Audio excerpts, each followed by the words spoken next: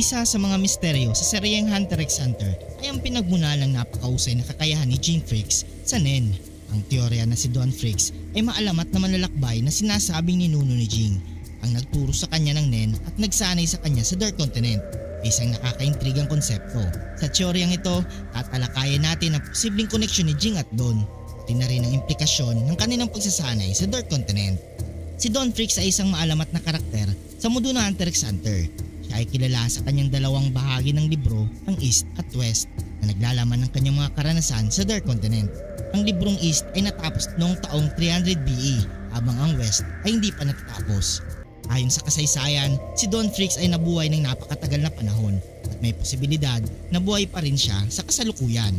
Posible na sa kanyang mga paglalakbay natagpuan ni Jing mga sinaunang sulatin ni Don Frakes o nakatagpo ng mga taong may kaalaman tungkol sa kanya. Ang pagkakakilala ni Jing kay Don ay maaaring nagsimula bilang isang paghanga at paniniwala sa mga alamat tungkol sa kanya.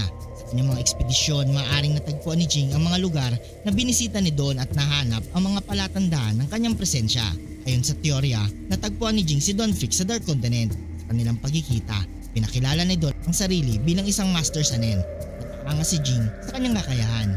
Bilang isang taong palaging naghahanap ng kaalaman at pagsasanay, hiniling ni Jing kay Don na maging kanyang guro sa Nen. Tinanggap ni Don ang alok at sinimulan ang masinsinang pagpagsasanay ni Jing sa Dark Continent.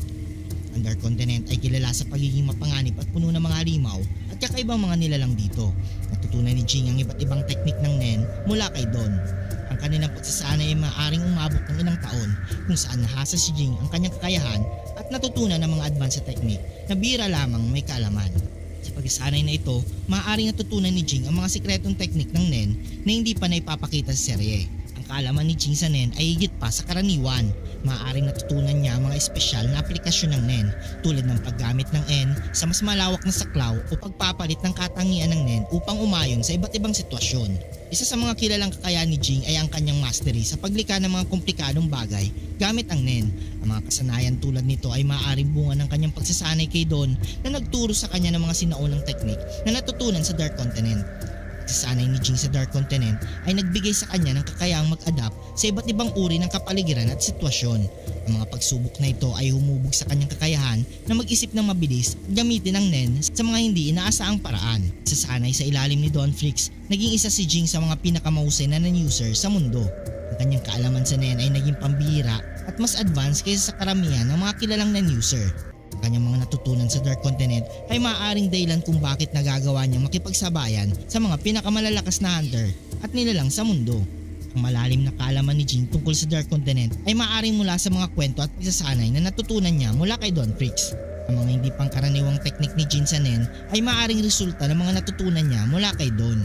Maaaring mapansin sa mga kilos at pananalita ni Jing ang matinding paggalang sa mga alamat at kasaysayan ng mga sinaunang Nen-user, partikular na kay Don Frakes. Bukod sa kanyang personal na pagsasanay, maaaring ginamit ni Jing ang kanyang mga natutunan mula kay Don upang tulungan ang iba pang hunter. Maaaring ibinahagi niya ang kanyang kaalaman sa mga pinagkakatiwalaan niyang mga kasamahan na nagpayaman sa komunidad ng hunter ng mga bagong teknik at kaalaman sa Nen. Ang teorya ni Don Frakes, ang master ni Jean Frakes sa Nen, ay nagturo sa kanya sa Dark Continent ay isang kapanipaniwalang konsepto na nagbibigay liwanag sa mga misteryo ng kanyang pambihirang kakayahan.